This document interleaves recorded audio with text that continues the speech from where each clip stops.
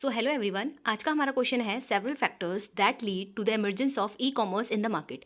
जैसे कि आपको पता है कि ये ई कॉमर्स सब्जेक्ट से हमें आता है 15 मार्क्स में, प्रीवियस ईयर बेस्ड है ये, इसके आने के चांसेस बहुत ज़्यादा होते हैं। ऑलरेडी हमने 30+ क्वेश्चंस क्या है ई कॉमर्स सब्जेक्ट के किए हैं, चैनल पे प्लेलिस्ट बनी है, आप चेकआउट कर सकते हैं। वहाँ पे हमने एक क्वेश्चन 2023 का पूरा क्वेश्चन पेपर सॉल्व किया है, ठीक है। और हमने इंपॉर्टेंट यूनिट वाइज भी किया है, क्वेश्चन आंसर्स को देखा है और हर एक क्वेश्चन को सेपरेट वीडियो में कवर किया है कि अगर आ जाए तो कैसे उसे अटेम्प्ट करना है। अगर नहीं देखा तो देख सकते हैं आप, और इस वीडियो के नीचे टेलीग्राम का लिंक होगा, उसको ज्वाइन कर सकते हैं पीडीएफ्स के लिए। अगर आपको कोई क्वेश्चन चाहिए तो आप कमेंट में लिख सकते हैं। तो चलिए स्टार्ट करते हैं बिना किसी देरी के इस क्वेश्चन को, क्योंकि बहुत ही इंपॉर्टेंट है। तो आपको इसमें फैक्टर्स बताने हैं, ठीक है, which lead to the emergence of e commerce in the market. तो ये कुछ फैक्टर्स हैं, ठीक है, यहाँ पे पॉइंटर्स हैं, देन इसको हम आगे एक्सप्लेन करेंगे। तो आपको भी क्या करना है, सबसे पहले क्या है, पॉइंटर्स को आप एक डायग्रामेटिक फॉर्म में क्या है, डायग्राम के थ्रू क्या है वहाँ पे शो करोगे, देन उसके आगे आप क्या फर्दर उसको एक्सप्लेन करोगे, ठीक है। तो यहाँ पे जैसे कि है advancement in technology, increasing internet penetration, changing consumer behaviour, globalisation and market expansion, cost effectiveness, personalisation and target marketing, rise of mobile commerce, logistics and fulfilment innovation, social media and influencer marketing and regulatory environment and supportive policies. तो 15 marks में आएगा, आपको जितने point करने हैं आप कर सकते हैं। हम ये सारे पॉइंट्स को इस वीडियो में कवर करेंगे। तो चलिए स्टार्ट करते हैं। सबसे पहला पॉइंट है हमारा एडवांसमेंट इन टेक्नोलॉजी। तो पहला फैक्टर कौन सा है, एडवांसमेंट इन टेक्नोलॉजी। जितनी ज़्यादा एडवांसमेंट होगी टेक्नोलॉजी में, उतना ज़्यादा क्या है ई कॉमर्स का स्कोप क्या है बढ़ेगा, ठीक है। तो टेक्नोलॉजिकल एडवांसमेंट या technological advancement specially in the internet connectivity, कितना इंटरनेट क्या है, इंटरनेट कनेक्टिविटी कितनी जगह तक जा रही है और कितनी तेज है, ठीक है।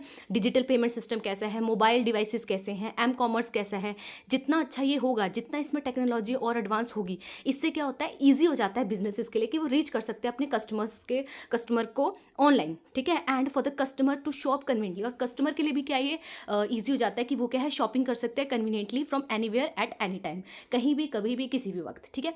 सेकेंड है हमारा इंक्रीज इंटरनेट पेनिट्रेशन। जितना ज़्यादा इंटरनेट का यूज़ होगा, जितना ज़्यादा ये कह सकते हैं इंटरनेट एक्सेसिबल होगा, उतना ज़्यादा क्या है ई कॉमर्स की ग्रोथ होगी, ठीक है। तो क्या बोल रहे हैं, the growing numbers of internet users, जो ये क्या है कि जो नंबर है वो ग्रो करता जा रहा है इंटरनेट यूजर्स का ग्लोबली। इसने क्या एक्सपैंड किया पोटेंशियल कस्टमर बेस को ऑनलाइन बिजनेसेस के लिए, एज मोर पीपल गेन, क्योंकि जो मोर पीपल है वो गेन कर रहे हैं एक्सेस इंटरनेट का, ठीक है। जो अपॉर्चुनिटीज़ है ई कॉमर्स की वो क्या है बढ़ती जा रही है।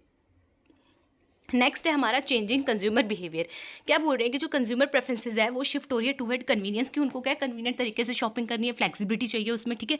तो ऑनलाइन शॉपिंग क्या ऑफर करती है उनको, कन्वीनियंट तरीके से वो क्या है परचेज कर सकते हैं प्रोडक्ट को, ठीक है, without the constants of time. ऐसा नहीं है कि उनके पास टाइम नहीं है, ठीक है, आप क्या है कभी भी कहीं भी कर सकते हो। ऐसा नहीं है कि आपको जाना पड़ेगा वहाँ पर, ठीक है, फिर टाइम देखना पड़ेगा किस टाइम शॉप खुल रही है या फिर किस किस टाइम मतलब हम जा सकते हैं। तो आप क्या घर में बैठे बैठे क्या है ऑनलाइन शॉपिंग कर सकते हो, ठीक है। आपको लोकेशन फैक्टर नहीं देखना है, ठीक है। तो इसमें क्या है कहीं ना कहीं आपका जो चेंजिंग कंज्यूमर बिहेवियर है वो भी क्या है ई कॉमर्स को क्या है ग्रो करने में हेल्प कर रहा है, बिकॉज आपको कन्वीनियंसी चाहिए, कन्वीनियंट चाहिए, ठीक है। तो ये आपको ऑनलाइन में क्या है मिलती है। नेक्स्ट है हमारा ग्लोबलाइजेशन एंड मार्केट एक्सपेंशन। क्या बोल रहे हैं, ई कॉमर्स ने अनेबल किया है बिजनेसेस को कि वो रीच कर सकते हैं customers beyond the geographical boundaries, ठीक है, बाहर भी, tapping into a new market, वो नई मार्केट में भी क्या है जा सकते हैं, एंड कस्टमर सेगमेंट में जा सकते हैं। दिस ग्लोबलाइजेशन ऑफ मार्केट, जो ये मार्केट की ग्लोबलाइजेशन हुई है उसने क्या कहीं ना कहीं बूस्टअप कर दिया है ग्रोथ ऑफ ई कॉमर्स को, ओपन अप करके अलग अलग अपॉर्चुनिटीज बिजनेसेस के लिए, और एक्सपैंड करते हैं वो अपनी रीच को कस्टमर तक, ठीक है। नेक्स्ट है हमारा कॉस्ट इफेक्टिवनेस। कह रहे हैं कि बिजनेस के लिए भी और कंज्यूमर के लिए भी क्या है जो ई कॉमर्स है उसने ऑफर किया है कि वो कॉस्ट सेविंग बेनिफिट देता है, आपको कॉस्ट कम लगती है आपकी, ठीक है, बेनिफिट ज़्यादा होते हैं आपके।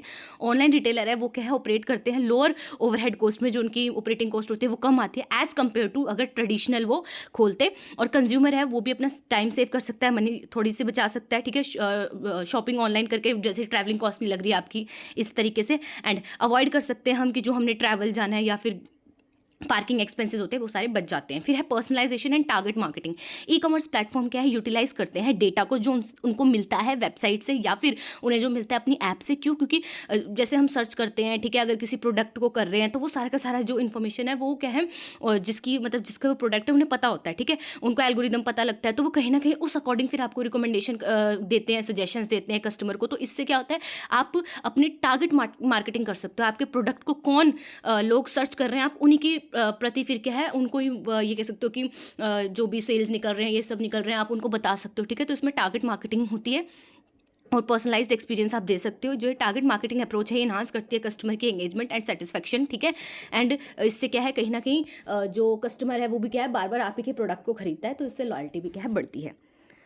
नेक्स्ट है हमारा राइज ऑफ एम कॉमर्स। कह रहे हैं कि जो ये एम कॉमर्स मतलब कि स्मार्टफोन के थ्रू जो ऑनलाइन वगैरह होती है, अलग अलग ऐप्स आई हैं, इनके थ्रू हम जो ऑनलाइन परचेज करते हैं, है ना, ये सब करते हैं, तो जितना ज़्यादा राइज होगा एम कॉमर्स का, उतना ज़्यादा क्या है, ई कॉमर्स का ग्रोथ होगा। ठीक है। फिर है हमारा logistics and fulfilment, innovation, improvement in logistics. जितना ज़्यादा इनोवेशन होगी लॉजिस्टिक्स में, मतलब कि आपका जो प्रोडक्ट है, जब आप ऑर्डर कर रहे हो और वो आप तक जब पहुंच रहा है, उसके बीच में जो भी प्रोसेस है, ये सब लॉजिस्टिक्स में आता है। तो अगर इंप्रूवमेंट होगी लॉजिस्टिक प्रोसेस में और फुलफिलमेंट प्रोसेस में, तो ये क्या है, अगर जितनी ज़्यादा इसमें एडवांसमेंट होगी, उतनी कन्वीनियंट तरीके से आपको आपका प्रोडक्ट मिलेगा, है ना। आपके यहाँ फास्टर ऑप्शन होंगे। ठीक है। मतलब अगर आप फॉर एग्जाम्पल किसी किसी ऐप में ये भी चीज़ होती है कि अगर आपको कोई प्रोडक्ट है अगले दिन ही चाहिए सुबह, तो आप क्या थोड़े से पैसे ज़्यादा देके क्या उसको अगले दिन ही मंगा सकते हो, है ना।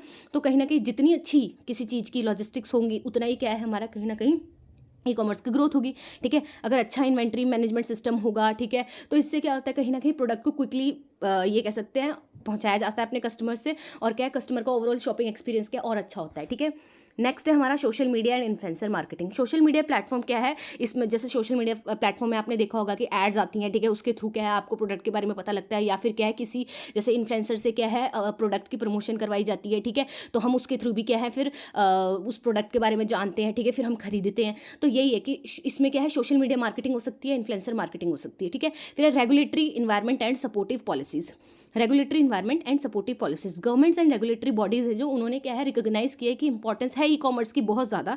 ठीक है। तो उसके लिए क्या है, उन्होंने सपोर्टिव पॉलिसीज बनाई है, रेगुलेशंस बनाई है, ताकि क्या है ग्रोथ और तेजी से हो। ठीक है। एंड इसके अंदर क्या आता है, जैसे कि कुछ मेजर्स लिए हैं टू इंश्योर, ताकि जो कंज्यूमर की प्रोटेक्शन बनी रहे, सिक्योर ऑनलाइन ट्रांजैक्शन हो, फैसिलिटेट हो क्रॉस बॉर्डर ट्रेड में। ठीक है। तो हम समरी देख लेते हैं, बिकॉज विदाउट समरी हमारा क्वेश्चन पूरा नहीं होता है। तो आपको भी हर एक 15 क्वेश्चन में 15 मार्क्स के क्वेश्चन में समरी देनी होती है, हमारे हर वीडियो में समरी होती है।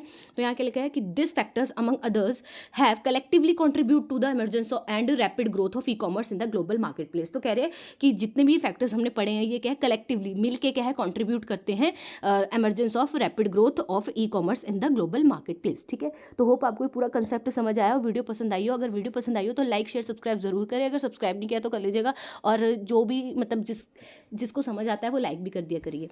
तो थैंक यू।